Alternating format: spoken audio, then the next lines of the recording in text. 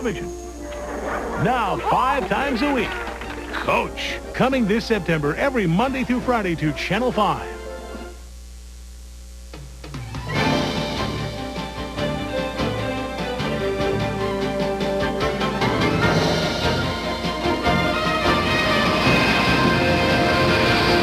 Now, the #1 primetime news hour in Los Angeles.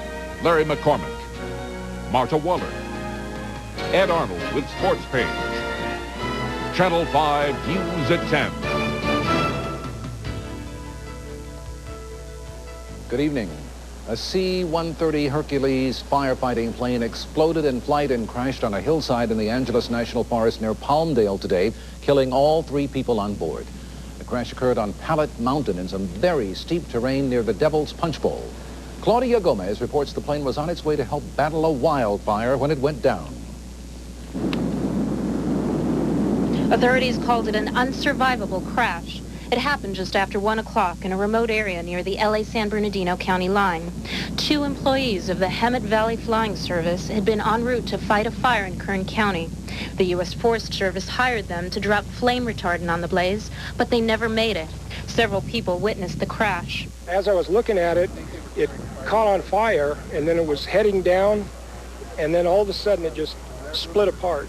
It was very intense. It was just a round ball of flames. It just exploded, and the wing just shot off so fast. And then the body just seemed to just float, and then it just went down, and it exploded again. The wing of the plane landed hundreds of yards from the fuselage, the debris igniting 3 fires that burned about 15 acres altogether. One official who flew over the scene said the C-130 practically disintegrated. I was able to observe a piece of a wing from the aircraft, and that was about the only piece of the aircraft I was able to see and identify as a piece of the aircraft. Investigators aren't saying yet what might have caused the crash, but according to one witness, the problem wasn't the stormy weather. He says he heard a muffled explosion in one of the plane's engines just before it went down. There was no lightning. You could not hear any thunder. It was some kind of a mechanical malfunction, and there was an explosion in one of the engines. In fact, I think the craft had 4 engines, 2 each wing. Now, you actually heard the explosion? Yeah. With daylight quickly running out, authorities have decided to wait until tomorrow before removing the bodies. And that's when investigators will comb through the wreckage in an effort to figure out what caused this accident. In Juniper Hills, Claudia Gomez, Channel 5, News at 10. I don't have to tell you, it was a hot, hot day in the Southland today. Thousands of people flocked to the beach today as Southern California remained in the grip of a record-breaking heat wave. Angela Estelle has more on how they tried to beat the heat. The sizzling, soaring, record-breaking temperatures made the lazy, hazy days of summer feel more like the dog days. From Ventura to Long Beach, nearly 1 million Southlanders looking for some relief from the heat jammed LA County beaches.